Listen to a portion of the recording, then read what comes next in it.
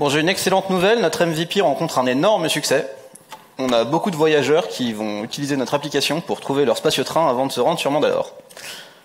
Il est peut-être par contre un peu victime de son succès quand même, parce qu'il y a pas mal de monde qui se pointe dans les spatioports seulement pour qu'on leur dise que tous les spatio-trains sont déjà pleins. Ah, d'ailleurs, je me demande qui a eu cette brillante idée de faire un MVP qui permet d'afficher que les prochains spatio-trains en départ, sans la possibilité de les réserver, et qui allait penser que ça allait pas créer de la frustration pour nos utilisateurs. Mais c'est un MVP, il faut commencer quelque part, et je viens de le dire, ça rencontre un énorme succès. On a toutes les KPI de nombre d'utilisation. Bon, cela dit, effectivement, tu as raison sur un point. Maintenant, il va falloir qu'on mette en place une fonctionnalité de réservation. Je me disais, réfléchissons un petit peu sur le front-end, là, comment on va pouvoir modifier ça. Là, actuellement, on a les trains outbound, donc aller, et une bande retour, qui correspondent à notre recherche. Je me disais, on peut peut-être le modifier en mettant... tout de suite, en fait, tu parles beaucoup trop. Comme je savais que tu avais fait de mauvais choix, et ben en fait, j'ai déjà implémenté la fonctionnalité de réservation, elle tourne en prod. T'as fait quoi ?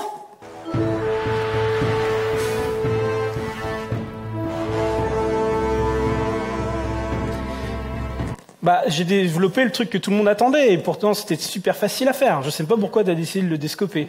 Je vais te faire une petite démo, ça va te rassurer. Tu vas voir que ça marche parfaitement bien.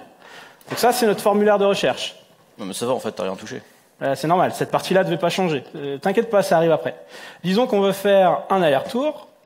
Disons qu'on veut partir de Coruscant et qu'on veut aller sur Mandalore. Naturellement. Mais maintenant, quand je vais cliquer sur Search, je vois plus à la fois les allers et les retours, mais seulement les allers, outbound. Et pour chacun d'entre eux, maintenant, tu vois, tu as des tarifs ici. Faire en anglais, first, second. Disons que là, on veut voyager en première classe. Quand je clique dessus, en fait, ça va peupler à droite avec la sélection que je viens de faire. Qu'est-ce que tu fais ? On est d'accord que là, tu viens de péter la prod, en fait. Tu peux même pas réserver, regarde, ton bouton book, il marche pas. Tu fais exprès ou quoi ? J'ai demandé de faire un aller-retour, c'est normal que je puisse pas réserver. En aller-retour, il faut sélectionner un retour. C'est pour ça que la UI, elle a changé. Ah, et là, t'as le choix entre deux pauvres retours, c'est ce que t'es en train de me dire, là, à l'heure la plus busy de la semaine ? Mais attends, mais c'est les seuls qui sont compatibles avec ce que j'ai sélectionné. Tu me laisses faire la démo ou tu veux tout critiquer ? Non, vas-y. Ok. Termine. Bon, alors, disons que là, je veux voyager au retour en seconde classe, et tu vois que maintenant, ma sélection est complète, donc je peux appuyer sur ce bouton pour réserver Book. Et quand je le fais, voilà, mon voyage est prêt, et tu vois que là, j'ai la première classe pour l'aller, la seconde classe pour le retour. Donc ça, c'est la page récapitulative de notre réservation, avec le prix total qui inclut les taxes. Ça marche très bien. Bon, je dois avouer que je suis surpris, et agréablement, t'as réussi à faire du code qui compile. Mais ça fait plus que compiler, ça tourne en prod. Oui, enfin, on va voir si ça fonctionne bien après une petite revue quand même. Hein. Bon, ok, super la confiance. Bon, laisse-moi check-outer ma branche BBOM d'abord. BBOM, pourquoi t'as appelé ça BBOM ? Parce que c'est the best backend of Mandalore. T'es sûr que c'est pas plutôt parce que c'est un big ball of mud ? De quoi ? Non mais regarde, t'as qu'un seul domaine, on est d'accord ?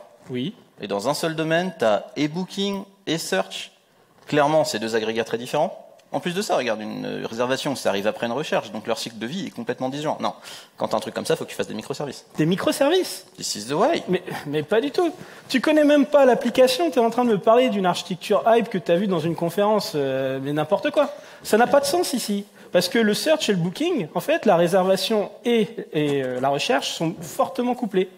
Et regarde, le booking ici, il ne fait qu'une chose, calculer le prix total. Il mérite pas un microservice juste pour ça. Alors, il fait qu'une chose, mais clairement, il le fait bizarrement quand même. Comment ça, il le fait bizarrement ? Pour calculer le prix total de ta réservation, t'es en train de me dire que tu vas, pour chaque spatio-train, additionner le prix du premier de tes tarifs. Ça veut rien dire, du premier de tes tarifs. Ok, attends. Ok, je vais t'expliquer. Tu sais que je suis un Mandalorian 10X. Ah, encore ça. Donc je sais comment coder vite. Donc tu vois, là, ma recherche, enfin pardon, pas ma recherche, le booking, la réservation, a besoin ici d'un space train. Mais ce space train là, cette classe, elle avait été faite pour la recherche à la base. Et dans le cas de la recherche, rappelle-toi, on a une liste de tarifs, donc faire en anglais, first, second, parmi lesquels tu dois en choisir une, enfin un tarif. Mais quand je dois faire ma fonctionnalité de réservation, rappelle-toi la page récapitulative, eh bien, j'ai qu'un seul tarif par train, celui qui est sélectionné. Donc comme j'ai pas envie de réinventer la roue, et pour aller vite, je me dis que je peux simplement réutiliser cette classe parce que j'ai à peu près tout ce que j'ai besoin dedans. Et j'appelle de manière complètement safe first ici, parce que je sais que dans le cas du booking, j'aurai qu'un seul tarif, et j'ai économisé tout un tas de fric de la boîte. Ah oui, c'est sûr que tu l'appelles de manière complètement sécurisée, on verra jamais un bug arriver sur un truc pareil. Non mais, tu viens de le dire toi-même, tu réutilises le spatio-train de la recherche pour faire de la réservation, ça peut pas marcher. C'est ce qu'on appelle une tension de modèle, tu vois. Parce qu'en fait, tu utilises une solution qui est adaptée à un problème différent. À quoi ressemblerait le spatio-train pour le booking réellement? Donc, admettons qu'on soit dans un microservice de réservation. Space Train, qu'est-ce qu'on en fait? On allait au retour, on a déjà réservé, on s'en fiche. Compatible Space Train, on s'en fiche, on a déjà réservé. Les tarifs, on a déjà réservé une fois encore, donc on en a qu'un en fait. Pas besoin d'une liste de tarifs.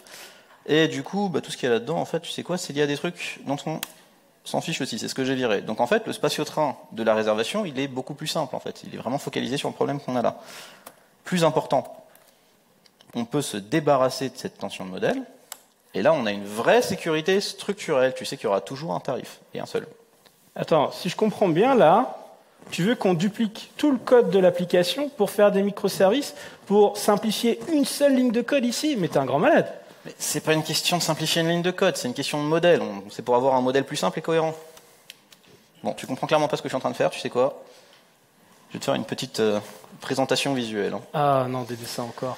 Donc ça, tu vois, c'est ton monolithe spaghetti, ton big ball of mud. Et en fait, à l'intérieur, tu as ton modèle de recherche, certes, mais tu as aussi un deuxième modèle implicite, qui est le modèle de réservation. Et comme tu peux le voir, il réutilise des concepts qui ont été faits pour la recherche. Donc c'est normal, en fait, que tu aies ce couplage. Si tu veux avoir un modèle de réservation qui soit réellement efficace et découplé, en fait, il faut que tu dupliques les concepts qui sont utilisés par la réservation dans un deuxième microservice et que tu les spécialises. Ah en tout cas, on voit que tu es un vrai architecte. Merci. Parce qu'avec vous, les diagrammes, ça compile toujours sur le papier, mais en prod, c'est une autre histoire. Mais c'est quoi ce cliché? C'est pas un cliché. Et tu me fais des dessins, ça marche, mais regarde, dans la vraie vie, ça se passe différemment. Ça marche pas ton truc. Et pourquoi? Attends, je vais te montrer. Donc si j'ai bien compris, tu veux dupliquer, spécialiser tous les concepts, comme tu l'as fait avec Space Train pour le booking. Ok. Là, j'ai le schedule. Tu peux m'expliquer comment tu le spécialises pour le booking, celui-là? Bien sûr. Alors, l'heure de départ, ça change pas. L'heure d'arrivée, on en a besoin également. La durée entre l'heure de départ et d'arrivée, on en a toujours besoin aussi. Tu vois, ici, on s'assure que l'heure de départ est après l'heure de maintenant, que le train est dans le futur, parce que tu n'as pas envie de réserver des trains dans le passé. Et tu t'assures que l'heure d'arrivée de ton train est après son départ, parce que je crois qu'au Grand Architecte, on n'a toujours pas inventé le voyage dans le temps. Non, ça va. On a une classe qui va être la même entre deux microservices. On survivra. Alors, non, c'est pas une classe, parce que moi, contrairement à toi, j'ai créé un truc qui n'existait peut-être pas dans les années 70. Ça s'appelle les tests. Tu vois? T'as très bien compris ce que je voulais dire, et malgré ta mauvaise foi, ça nous fait quand même un seul concept qui est dupliqué entre deux microservices. Mais c'est pas un concept, c'est tout le reste de l'application. Je vais te montrer, encore une fois, tu connais pas l'app. Ici, il y a le tarif, faire. Dedans, j'ai quoi? Compte for class. First, second, ça va devenir bleu et vert dans le cas du booking, peut-être? Non. Bien sûr que non. Bien sûr que non. Et puis ensuite, on a le prix ici. Qu'est-ce que j'ai dedans? Montant, amount, currency, devise. Il y en a un des deux qui va dégager dans le cas du booking? Non. Non. On a toujours la possibilité de sommer des prix, et si on le fait, on veut s'assurer que les devises matchent parce qu'on ne veut pas mélanger des choux et des carottes. Ensuite, currency, liste de devises, quasiment sûr que tu veux la même entre la recherche et la réservation. Oui. Et pour finir, le mount, qui ne fait qu'une seule chose, vérifier que sa valeur est strictement positive. Mais peut-être que monsieur veut que ce soit négatif dans le cas du booking. Comme ça, on va payer nos utilisateurs pour voyager avec nous. Super campagne marketing, c'est microservices. Ah, ça va, ça suffit, c'est bon. J'ai compris, ok. On a beaucoup de duplications. Mais c'est le prix à payer, c'est ce qu'il faut pour avoir du découplage. Attends, le prix à payer, mais tu multiplies par deux tout le coût de développement de l'app. Ça veut rien dire. C'est n'importe quoi. En fait, vous faites toujours la même erreur, là, vous les fanboys de microservices. En fait, vous croyez que parce que vous avez dupliqué du code, vous avez gagné en découplage. Ça me semble sauter aux yeux quand même. Mais c'est un dessin, en fait. Parce que nous, dans notre cas, ici, schedule, price, comfort, class, and fare, ils sont exactement les mêmes. Donc tu peux pas être sûr que dans le futur, on va pas être amené à faire une fonctionnalité de chaque côté, en fait, de la même manière. Par exemple, les Galactic Time Zone, tu sais que c'est super chiant à implémenter. T'as vraiment envie de faire ça deux fois, une fois dans le schedule de la search et une fois dans le schedule du booking? Peut-être pas pour cette feature, mais... Mais non, parce que en fait, dupliquer veut pas nécessairement dire découpler, lorsque les choses sont conceptuellement couplées ici d'un point de vue fonctionnel. En plus, tu me trolles parce que tu dis que j'ai fait un big ball of mud monolith spaghetti. Mais aujourd'hui, search et booking, ils sont fortement couplés. Et ils dialoguent ensemble à travers des appels de méthode, parce qu'ils sont dans la même app. T'en fais des microservices, ça devient quoi ces appels de méthode?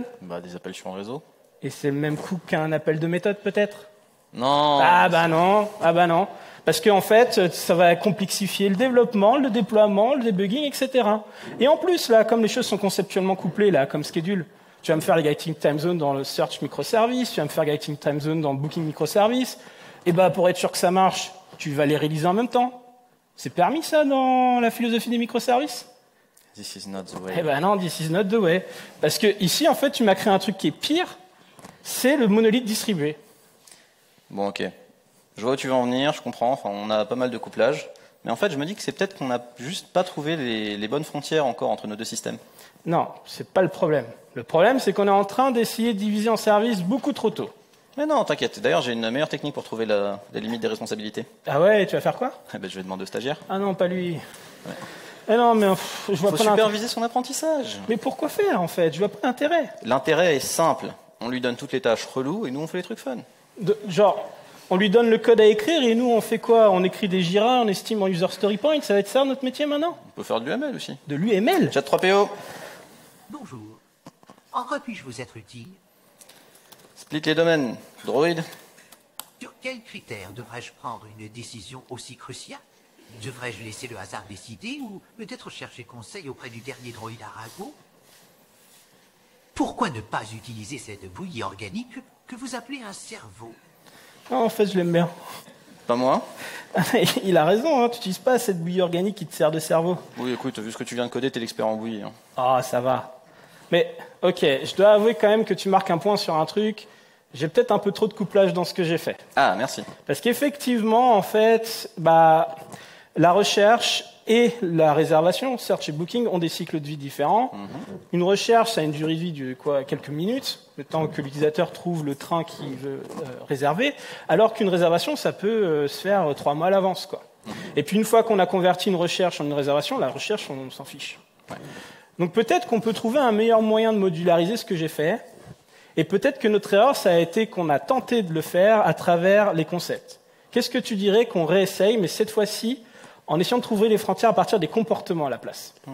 C'est vrai que pour faire du domaine-driven design, les comportements, this is the way. Exactement.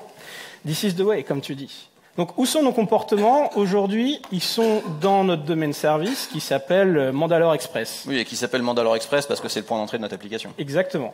Comme tu peux le voir ici, en fait, il implémente plusieurs interfaces qui représentent les fonctionnalités de notre domaine. Alors attends, Retrieve Spaceport, Search for Space Train, Select Space Train, ces trois-là, je les connais, elles étaient utilisées pour la recherche. Exactement. En fait, je viens de rajouter Book Space Train, qui est la fonctionnalité de réservation. Ok, du coup, on a juste à split selon les implémentations de ces responsabilités. Exactement. Ces responsabilités, qu'est-ce qu'elles sont? Tu vas voir que ce sont des interfaces qui sont toutes au niveau d'un package API, au plus haut niveau du domaine, parce que là, c'est l'architecture hexagonale. Du coup, c'est assez simple en fait. On a juste à envoyer Book Space Train dans un microservice et le reste dans un autre. Alors, ce que je te propose de faire, pour s'assurer qu'on ne va pas créer un monolithe distribué, c'est essayer sur place d'avoir 2 modèles découplés, et après, on ira faire des services séparés. Oui, si tu veux. Ok, donc on a vu comment splitter l'implémentation, répartir ces responsabilités d'interface, mais il y a un autre truc. Ici, tu vois qu'il y a des dépendances.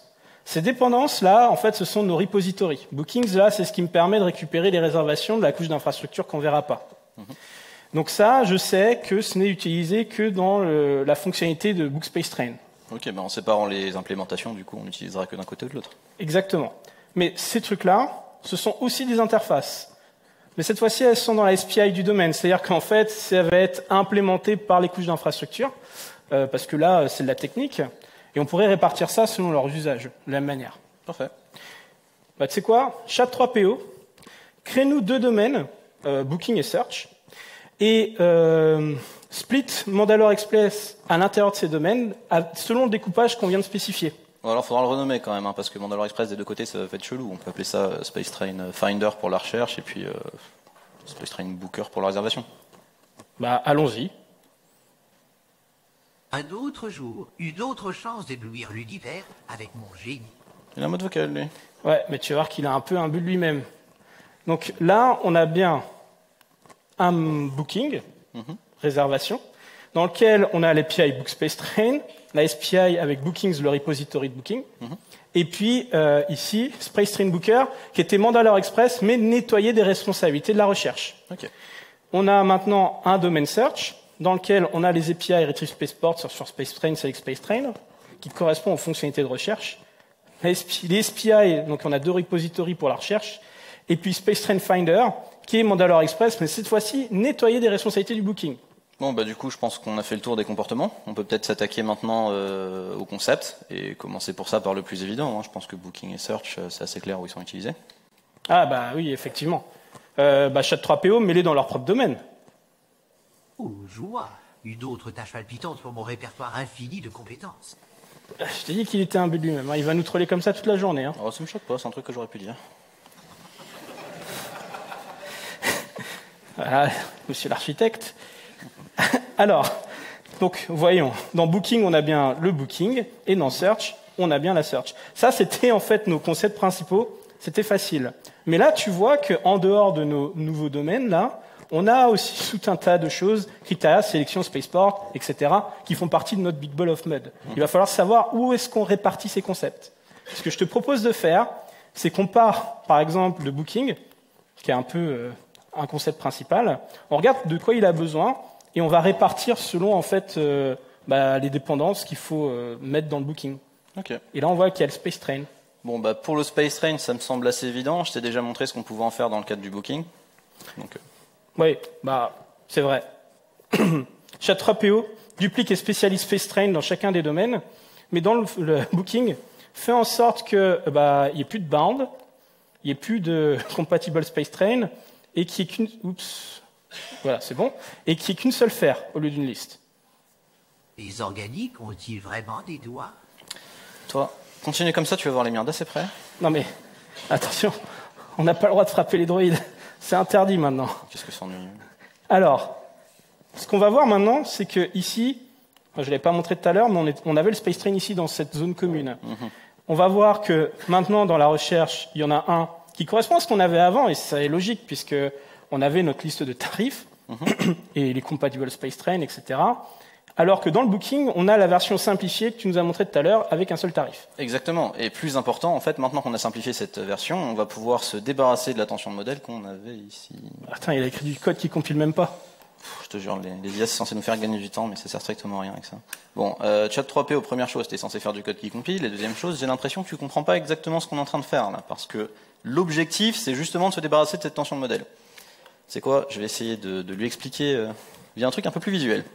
Donc, on accepte que les frontières entre les responsabilités de la recherche et de la réservation sont encore assez floues. Pour mieux les trouver, on voit que ça marche pas trop en passant par les concepts. On passe par les comportements, en l'occurrence qui sont implémentés dans Mandalore Express, notre domaine service. On sépare Mandalore Express en deux. Ça nous donne un Space Train Finder et un Space Train Booker dans la recherche et le Booking. Et ça met en évidence le fait que Search et Booking sont chacun utilisés dans leur propre domaine. Donc, on les répartit. Search et Booking, maintenant, viennent tous les deux utiliser Space Train. Et c'est là où on a une première tension de modèle, en fait, parce que le Space Train, pour la recherche, doit avoir une liste de tarifs parmi lesquels on vient en choisir un. Et dans le cadre de la réservation, en fait, il a déjà un tarif, qui est un seul tarif sélectionné. Pour résoudre cette tension de modèle, on vient dupliquer Space Train des deux côtés, et on vient le spécialiser dans chaque domaine. Mais de dire en fait comme ça me fait réaliser un truc en fait, c'est que la tension de modèle, elle se cristallise réellement sur l'affaire, le tarif. Parce que d'un côté, on a des options tarifaires, et de l'autre côté, on a un tarif sélectionné. Ce qui n'est pas exactement la même chose. Donc je te propose qu'on le duplique et qu'on le renomme de chaque côté pour mettre ça en avant. Ok, pourquoi pas. Donc notre tarif, il est dans notre zone entre les deux domaines là, le Big Ball of Med. Donc si j'ai bien compris ce que tu disais, Chat3PO duplique et spécialise Fair, de telle manière à ce que dans le Booking il s'appelle Selected Fair et dans la Search c'est Fair Option. Fair Option. Je commence sérieusement à m'ennuyer. Si tu trouves que ça c'est chiant, toi, on va t'envoyer en PI planning. C'est pareil, ça on n'a plus le droit, c'est considéré comme de la torture même pour les droïdes. Ah, c'est vrai que si on peut pas les frapper, on peut clairement pas faire ça. Ah bah non, c'est pire. Donc on a pu te faire là dans le Space Train, dans ce vieux package, mais on en a un dans la Search qui s'appelle Fair Option, et dans le Booking, on en a un qui s'appelle Selected Fair. Il y a un truc que je remarque ici. Selected Fair, Fair Option, ils ont à peu près la même, ils ont la même structure. Exactement, oui. Et c'est pas parce que c'est la même structure que c'est la même chose. Typiquement, on pourrait avoir une classe humain avec un champ non, une classe chien avec un champ non. T'as peut-être pas envie de les traiter de la même manière et de considérer que c'est la même chose. Bah précisément, c'est pas parce que ça fait coin-coin que c'est un canard. Sauf si tu fais du TypeScript, mais ça c'est une autre histoire. Non mais là on a un vrai langage, donc on n'a pas ce problème. Par contre, ce qui est intéressant, c'est que ça donne un résultat assez idiomatique, je pense. Tu veux dire dans le Booking. Ici? Ouais. Ah bah oui, parce qu'en fait, maintenant, comme on l'a renommé, pour calculer le prix total dans la réservation, faut sommer les prix des tarifs sélectionnés. On parle bien le langage du métier, c'est pas mal. Ok, donc quel est le concept suivant? Attends, on était où? On vient de faire le Space Train. Ouais. Et là, il y a le schedule. C'est moi où on tourne un peu en rond quand même. Bah, c'est vrai que schedule doit rester le même dans les deux cas. Entre search et booking. Mais j'ai peut-être une solution. Tu penses à quoi? Qu'est-ce que tu dirais d'utiliser un pattern du domaine driven design qui s'appelle le shared kernel? Bah non.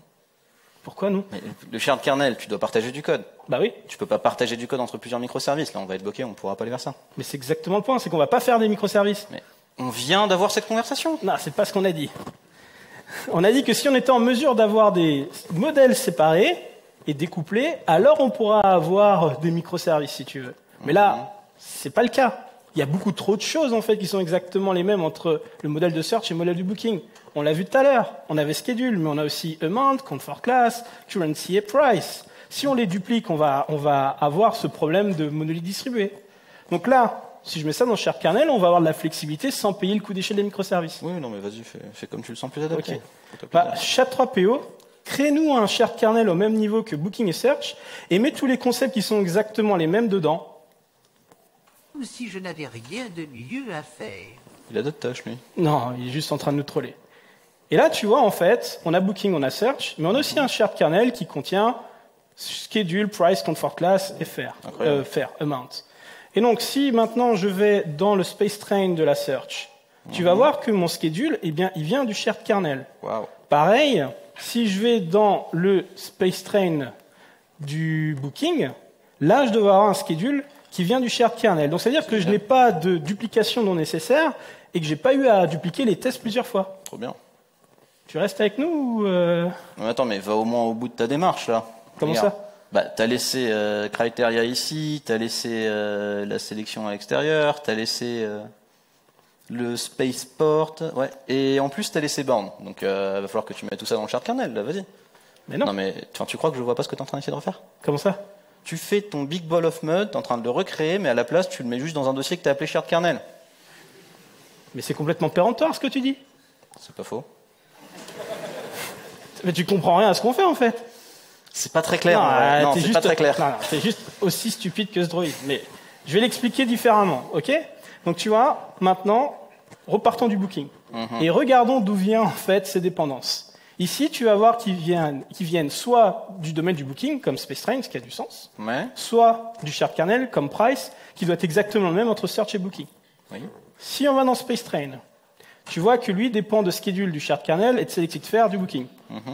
Selected fare, lui, dépend que des objets du shared kernel. Donc là, ça veut dire qu'on vient de parcourir absolument tous les concepts qui sont utiles pour le booking. Et à aucun moment, tu as vu criteria, selection, bound, etc. Exactement. Pas parce qu'ils ne sont pas utiles, ils n'ont pas été faits pour le booking, ils ont été faits pour la search. Si je les mets dans le shared kernel, eh bien, ils vont être mis à disposition du booking qui va pouvoir les utiliser et on va retomber dans le problème du début où tu me reprochais d'avoir un space train de la search avec sa liste de faire que j'utilisais dans le booking. Exactement, en fait, le jour où Booking va avoir besoin de concepts similaires, si ça vient, on va vouloir construire des solutions en fait pour le problème du booking et on va être très fortement biaisé pour réutiliser en fait les solutions existantes pour le problème de la recherche. C'est ça. Et si on les mettait dedans, en fait, on va aller créer du couplage entre la recherche et puis le booking, ce qu'il faut surtout pas faire. Bon, mais ça va, je préfère ça alors. Donc en fait, tous les concepts qui restent là, SHA-3PO, mets-nous tout ça enfin, dans le domaine de la recherche parce que ça a été fait pour ça. Ok, Intellige, fais ce qu'il dit. Je savais pas qu'IntelliJ avait ce type de fonctionnalité. Je suis à peu près sûr qu'il les a pas. Hein. Et là, tu vois qu'on finit avec Booking, Search et le shared kernel. Ok, ça va, c'est vachement plus clair. Encore que, du coup, tous les concepts là, si je comprends bien, dans le shared kernel... Ouais, bon, t'as rien compris. Ok, je vais te faire un dessin parce que ça a l'air de ce truc que tu comprends.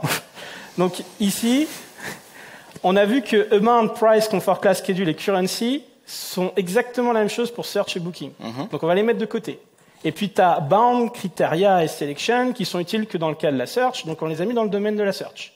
Et tout ce qui reste entre les deux domaines va constituer ce qu'on appelle un shared kernel.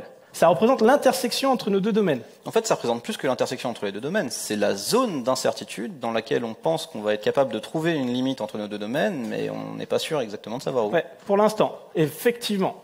Et Ce shared kernel nous amène de la flexibilité. Pourquoi? Parce que si tu te rends compte plus tard que pour le booking, tu as besoin de criteria et bound, de la même manière dont ils ont été définis dans la recherche, tu as juste à les mettre dans le shared kernel avec les tests et tu n'as pas de duplication non nécessaire. Bon, c'est bien beau tout ça, et j'avoue que ça donne une forme de flexibilité, mais en fait, on n'a pas fini, parce que là, la CI vient de péter, en fait, sur Space Train Booker. Il compile même pas.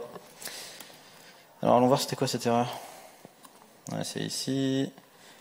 Alors, ok, bah ici, en fait, il attend un Space Train du Booking, et on lui donne un Space Train de la Search. À tous les coups, c'est ce droïde stupide qui n'a pas réussi à faire le changement d'import.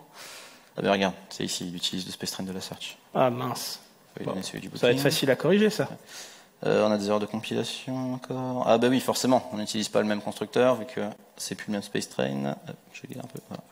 On a dit band, on en a plus besoin. Compatible Space Train, on en a plus besoin. Et à la place d'option tarifaire, on veut un tarif sélectionné. On est bon. Ok, Chat3PO, envoyez-moi ça en prod. Attends, pourquoi on a la recherche ici? On est d'accord qu'on est en plein dans le Space Train Booker, là, on est dans le domaine du booking. Si on a la recherche qui est là, ça veut dire qu'on est en train de se contaminer potentiellement avec tous les concepts qui sont sous la recherche. Ben voilà, c'est pour ça que je ne les avais pas séparés au départ. Parce qu'ils sont trop fortement couplés, je te l'ai déjà dit. Et maintenant que j'ai le code sous les yeux, je vais pouvoir t'expliquer pourquoi. Parce que ici, on crée un booking, tu vois. On le fait à partir d'une recherche. Et on doit s'assurer d'abord que la sélection est complète à l'intérieur de la recherche pour pouvoir créer le booking. Donc, on protège booking d'états de la recherche qui sont incompatibles avec? Exactement. Et puis ensuite, il va falloir qu'on aille chercher les space trains qui sont sélectionnés dans la recherche pour les convertir vers les space trains du booking, parce qu'on n'a plus les mêmes formats. Autrement dit, on va traduire le modèle de recherche en modèle du booking? T'as décidé de me paraphraser aujourd'hui ou... Je comprends vraiment pas où je suis en train d'en venir? Non, pas du tout. Bon, ben c'est pas grave. Back to the drawing board. Hein. Ah non. Donc, là, on a nos deux modèles bien séparés, mais tu as quand même réussi à nous créer un couplage direct en fait, entre booking et recherche. Donc potentiellement, on est en train d'importer tous les concepts de la recherche dans le booking. Et tout ça parce que tu voulais convertir un space train de la recherche en un space train du booking. Tu es en train d'essayer de faire un anti-corruption layer. Bah, c'est une bonne chose alors, pourquoi tu me cries dessus? Non, mais c'est une bonne chose si tu empêches un modèle d'être corrompu par l'autre. Tu vois bien que c'est pas le cas là quand même. Si tu veux que ton anti-corruption layer fonctionne et qu'on soit protégé du modèle de la recherche, il va falloir l'externaliser, hors de booking du coup, là où elle pourra importer recherche en toute sécurité. Et comment tu fais ça? Bah, c'est facile, tu demandes au stagiaire. Il va pas y arriver. Ok, Chat3PO, extrait l'ACL. Hey Chat3PO. Je crois qu'il reconnaît pas ton autorité. Non, je pense que c'est un problème d'accent mandalorien. Non, il reconnaît pas ton autorité. Non, si, une non, je vais essayer. Chat3PO, extrait l'anti-corruption layer. Comment pourrais-je résister à l'opportunité de réaliser une autre tâche ingrate? Attendez une seconde. Je vais implémenter une couche anticorruption, déplacer les tests et adapter l'infrastructure. Tu vois, c'est ce que j'appelle l'autorité. Non, faut croire que les droïdes sont capables de comprendre la culture. Non, ils ont surtout peur des fléchettes en mousse, mais bon, j'ai jamais compris pourquoi. Bon, voyons ce qu'il a fait.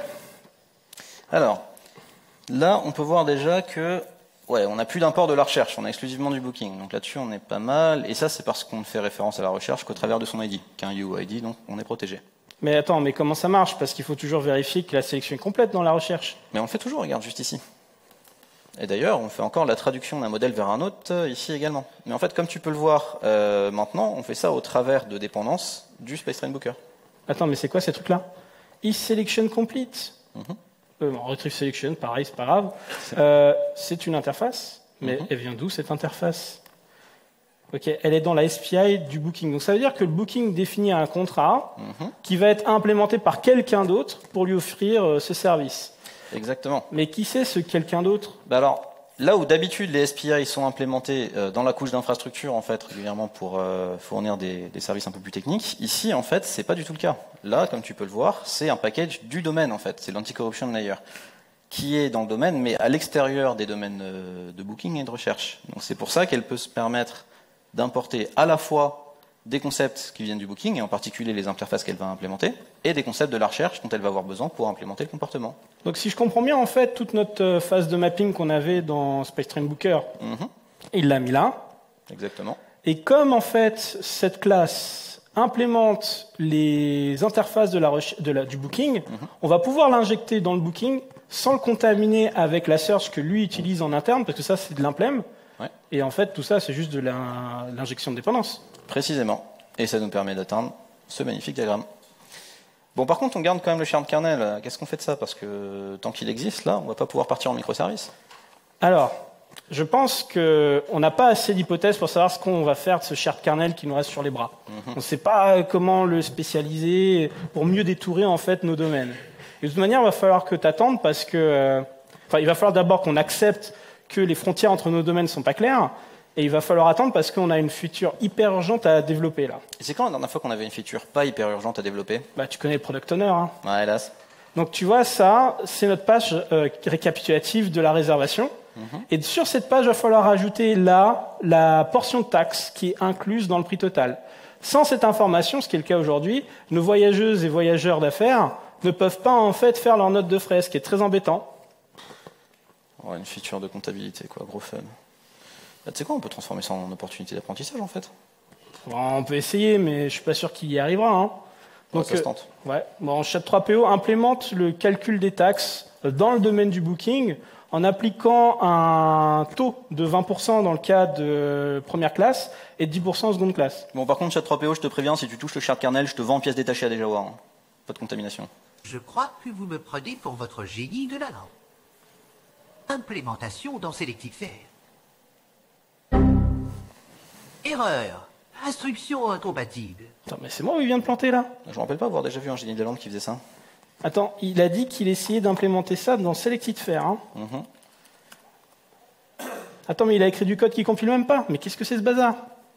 Pour autant, c'est pas complètement stupide d'un point de vue métier ce qu'il essaie de faire quand même, parce que pour calculer la portion de taxe du tarif sélectionné, il essaie de calculer la portion de taxe du prix en fonction du taux de taxation de la classe de confort. Bon, écoute, allons implémenter ça, vu qu'il a été trop incompétent pour le faire. Attends 2 secondes. Parce que là, tu viens de faire créer l'IDE, la fonction qu'il fallait, mais il l'a mis en commentaire en bas. L'implémentation, c'est trop bizarre. Écoute, j'arrête d'essayer de comprendre ce droïde. Virer ça. Pour l'implémentation, on va lui faire confiance. Hein, les calculs, c'est le travail de la machine. Je finis juste les imports et on devrait être bon. Attends, je pense avoir compris pourquoi il a bugué. Pourquoi? Tu lui as dit de pas toucher le shared kernel. Bah naturellement, je veux pas qu'il vienne le contaminer. Bah ouais, mais là tu vois, tax rate et tax portion que tu viens d'importer, bah, ils viennent du domaine de du booking. Et on vient de les importer dans price, qui lui vient du shared kernel. Donc ça veut dire que tu viens de contaminer le shared kernel avec des concepts du booking, et ce qui veut dire aussi qu'on vient de se coupler à la recherche, parce que la recherche, elle, utilise price, qui maintenant utilise ces concepts. Non mais ça me semble assez évident ce qu'il faut faire dans ce cas-là. C'est quoi ce droïde qui comprend rien là? Va falloir tout lui dire maintenant. Bah, je crois que même avec l'IA, va falloir rendre l'implicite explicite. Il suffit d'avoir joué avec Midjourney pour comprendre que des fois, il est loin de ce que tu lui demandes. Hein. Mais pour savoir quoi faire, j'aimerais d'abord voir en fait pourquoi ça compilait pas tout à l'heure. Dans la comfort class également, tu veux Ouais, dire? ici. Allons voir dans comfort class. Bon, il a encore mis du code en commentaire. Et on dirait que ce qu'il a essayé de faire, c'était un mapping entre le taux de taxation et la classe, ce qui a du sens. Et je pense savoir encore une fois pourquoi ça ne marche pas, pourquoi il n'est pas allé jusqu'au bout. C'est que tax rate fait partie du domaine du booking et comfort class fait partie du shared kernel. Donc c'est exactement le même problème. Ouais. Donc en fait là, Chat3PO, tu as clairement une tension de modèle dans le shared kernel. En voulant faire ce calcul de taxe, tu es amené à faire une modification dans comfort class et price, mais avec des choses que la recherche n'a pas besoin. Dans ce cas-là, il faut dupliquer et spécialiser price et comfort class dans chacun des domaines, de telle manière à ce que le calcul des taxes n'existe que dans leur variant du booking. Je suis à peine plus utile qu'un Scrum Master. Quel gaspillage de talent. Alors, on a dit qu'on n'avait pas le droit de troller les Scrum Master. Un mauvais droïde. Je sais pas où il a entendu ça. C'est pas toi qui lui as dit. Non, c'est pas bien du tout. Pauvre Scrum Master. Alors, dans shared kernel, là, on n'a plus price et comfort class. On devrait avoir ça maintenant dans la recherche. On a bien comfort class avec first second comme avant, sans le mapping avec les tax rates. Et on a bien un price qui ne calcule pas de taxes. Ce qui est normal, c'est ce qu'on ne veut pas dans la search. Dans le booking, j'espère pour lui qu'il a fait le travail correctement. Donc là, on a un comfort class qui fait le mapping avec le tax rate, et on a un price qui, ici, calcule les taxes. Oui, enfin, on a surtout un price qui compile pas, regarde. Ici, on a une belle erreur de compilation parce qu'il essaie de multiplier un amount qui est un value object avec un big decimal dans le tax ratio. Bon, Chat3PO, quand tu fais ça, le minimum, c'est au moins d'aller implémenter la fonction times. Hein. Ça va qu'ici, hop, C'est facile, tu as juste à multiplier la valeur avec le tax ratio.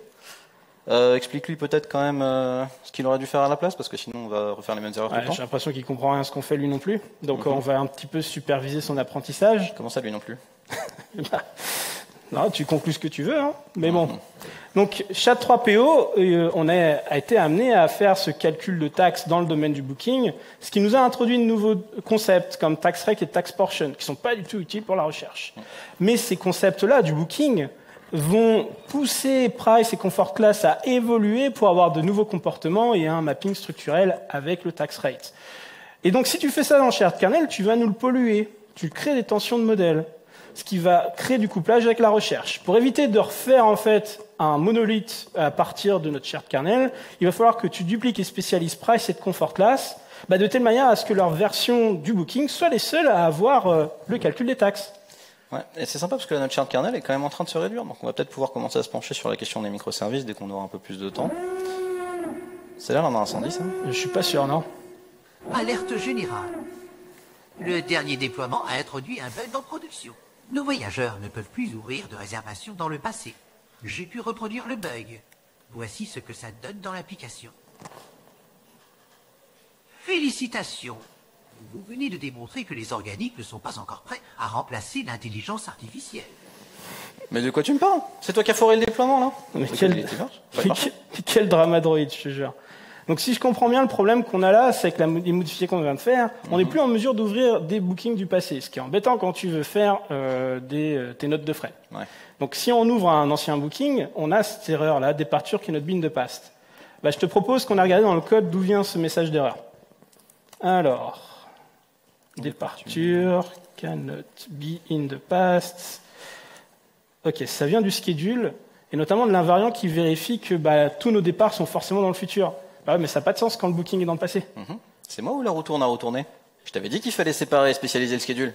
Non mais attends, calme-toi Franck Ribéry, parce que quand tu l'as dit à l'époque, c'était pas tout à fait vrai. On n'avait pas besoin en fait de cette fonctionnalité d'ouvrir des bookings dans le passé pour les expenses. Mais maintenant tu as raison. Mais il y a quand même un truc à faire, parce que tu vois, là, dans le cas de la recherche, tu veux toujours rechercher des trains dans le futur. Dans le cas de la réservation, quand tu es sur le point de réserver, tu veux pas réserver des trains dans le passé. Oui. Mais seulement si la réservation est finalisée, alors là, tu peux avoir des trains qui partent dans le passé, puisque c'est une ancienne réservation. Donc, si je comprends bien, dans le cas de la réservation, on a encore un invariant similaire, mais par contre qui dépend de l'état du booking. Donc, il faut remonter cet invariant sur l'agrégat booking. Exactement. Okay. Donc, en fait, Chat3PO duplique et spécialise schedule là, parce qu'on a une tension de modèle sur son invariant, de telle manière à ce que, dans le cas du booking, on vérifie que les trains partent dans le futur seulement si le booking n'est pas finalisé. Ce projet repose entièrement sur mes épaules. Oh, c'est mon mal de crâne qui repose sur tes épaules, toi. Ça, c'est moi ou il vient de changer de profil picture, là? Oh, c'est probablement rien d'inquiétant. T'es sûr? T'inquiète.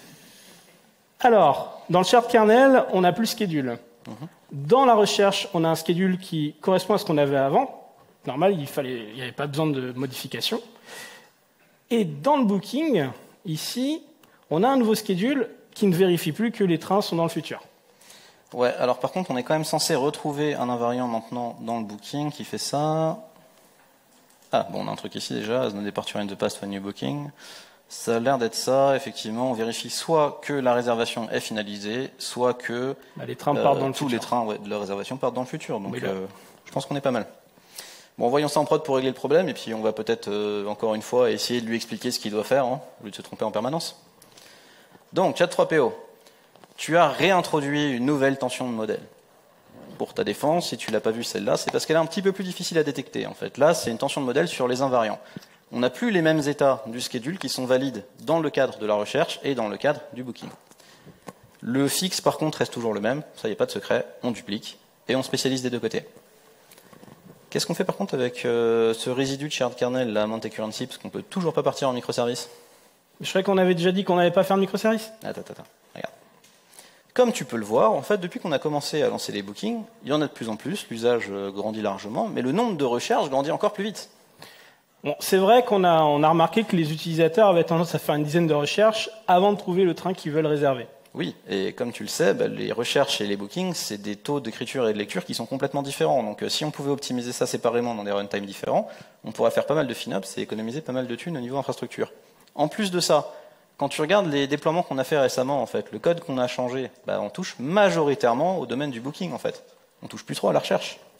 Donc en fait, si je comprends bien, tu es en train de dire que comme la recherche est assez stable et que la réservation, c'est là où on a toute la pression en nouvelles fonctionnalités, on est plus amené à changer là pour la réservation que la recherche, et qu'on pourrait introduire dans la réservation une régression qui fait que la recherche ne fonctionne plus, alors qu'on n'y a pas touché. Exactement. Donc on a besoin de microservices, tu es d'accord avec moi? Alors, ok, je suis d'accord sur le fait que là, on a des raisons de métier maintenant pour avoir des runtimes séparés. Mais je dirais pas la microservice, parce que sinon on va avoir ce faux débat de est-ce que c'est 10 ou 20 lignes de code. Quel débat stupide, tout le monde sait que c'est 50. Mais non. Qu'est-ce qu'on fait du coup de ce shared kernel, la amount currency?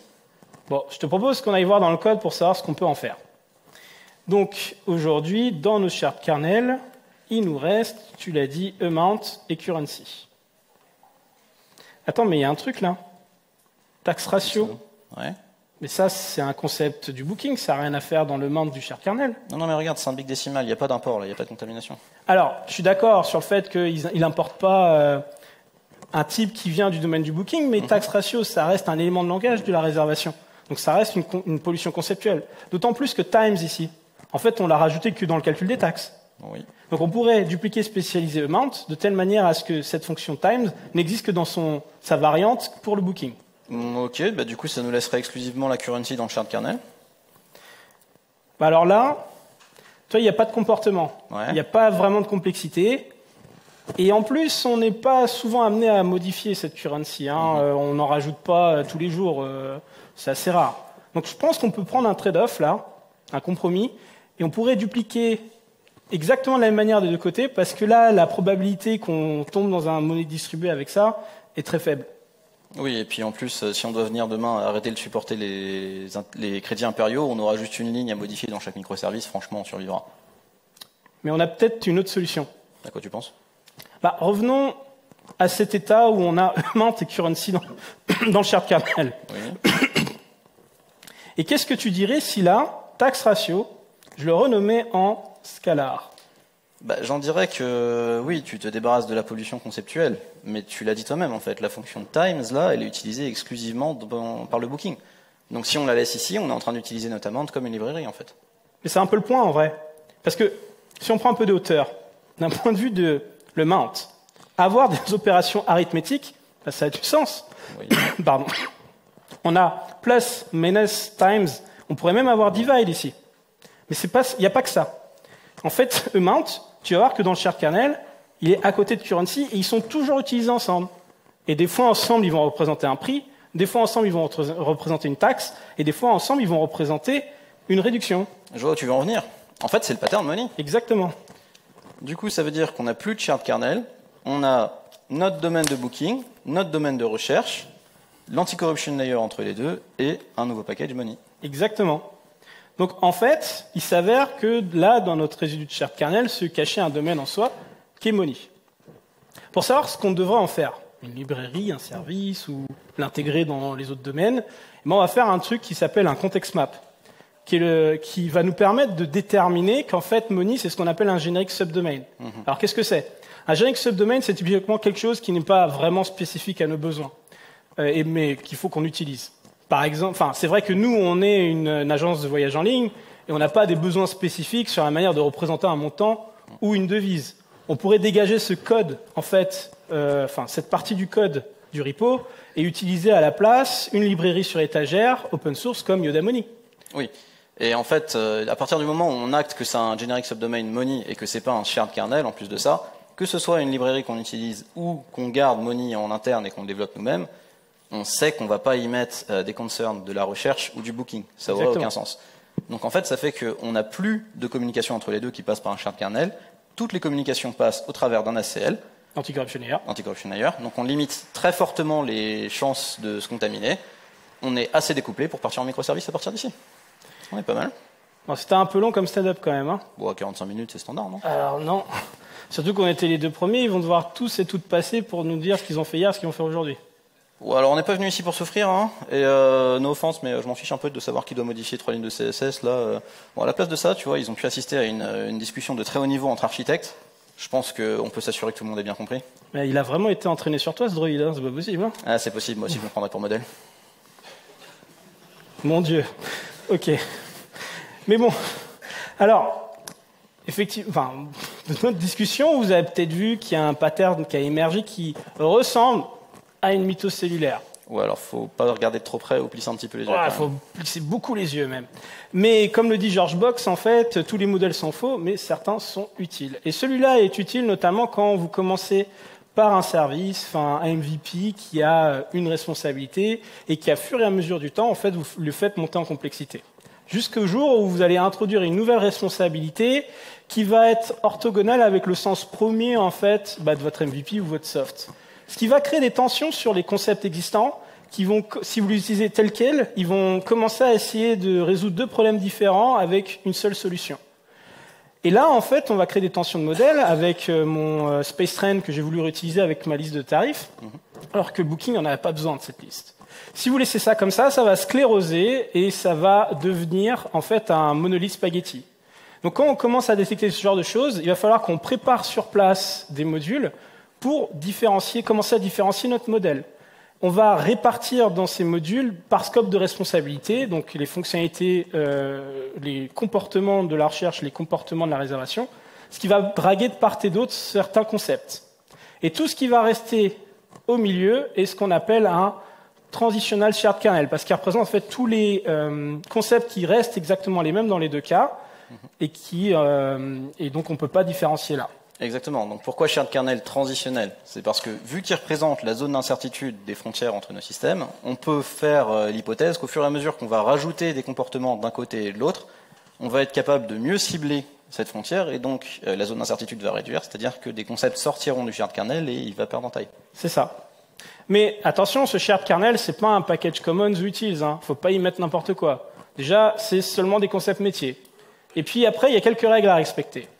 En fait, tout ce que vous mettez dans un shared kernel doit avoir absolument la même signification, la même représentation métier en termes de structure et de type, les mêmes invariants, ça c'est les choses qui doivent être toujours vraies et qu'on doit toujours vérifier, et les mêmes règles métiers.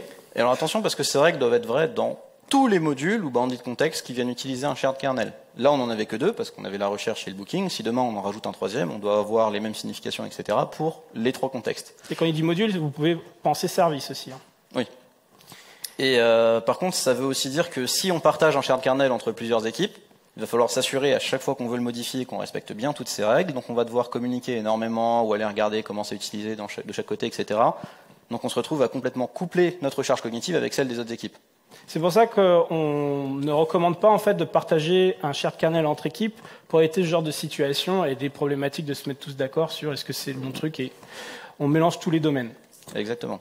Donc maintenant qu'on a ces règles, on va pouvoir les utiliser comme des heuristiques pour savoir à quel moment on a des tensions de modèle dans le shared kernel et où il faut sortir des choses. Typiquement, on va rajouter donc des fonctionnalités d'un côté ou de l'autre, et pour pouvoir les implémenter de manière simple, on va juste tenter de venir modifier des concepts qu'il y a dans le shared kernel, et de les modifier d'une manière qui vient enfreindre l'une de ces règles. Dans ce cas-là, si on veut éviter d'y toucher, soit on fait des patterns un peu sympas autour pour éviter tendre, etc., et on a des modèles qui ressemblent plus trop à grand-chose, soit tout simplement, on duplique et on spécialise. Donc mieux vaut quand même avoir 2 modèles qui restent simples et qui marchent plutôt bien. Mais gardez à l'esprit que quand vous allez spécialiser, peut-être que votre concept va changer de signification. Par exemple, on avait notre tarif fair dans le shared kernel qui est devenu d'un côté fair option dans la search et selected fair dans le booking. Exactement.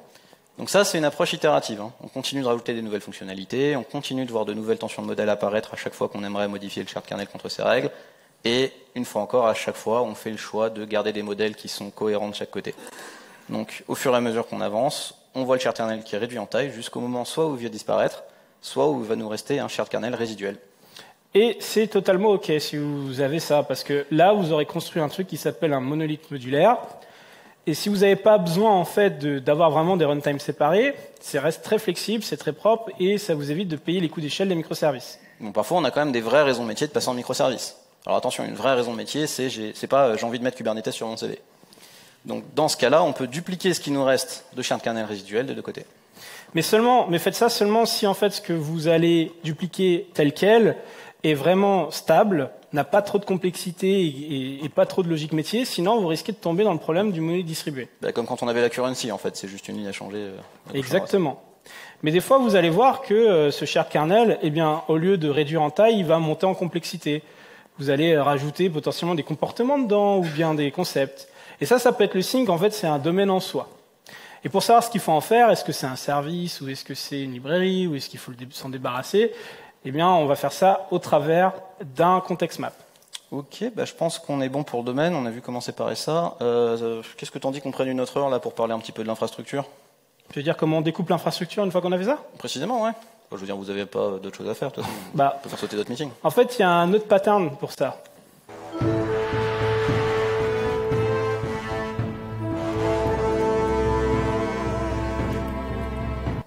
Alors, pour vous expliquer le Hive pattern, il s'avère que ça a été inventé par Thomas Pierrin. Je regrette, Dave. Cela m'est malheureusement impossible. C'est moi où il vient de m'appeler Dave, là. Vous voulez peut-être dire les devs? Non, je pense qu'il m'appelait Dave. Que vous aviez l'intention de me déconnecter. Je regrette, mais je ne puis absolument pas courir ce risque. Oh là là, on va un peu désactiver Chat3PO, parce que ça devient flippant. Ouais, je pense que ça va être compliqué de faire ça aujourd'hui. On fera peut-être ça une autre fois, du coup. On fera ça une autre fois. En tout cas, merci à toutes et à tous. Vous pouvez scanner ce QR code pour avoir accès au repository et je crois aux slides. Je suis Julien Topsu, je suis VP Tech chez Shodo et coach technique. C'est une ESN spécialisée dans le craft, le domaine driven design. On est à Rennes, on est à Nantes, on est un peu partout. Et je suis Josian Chevalier, je suis coach technique à Shodo également. Merci à tous et à toutes. Merci.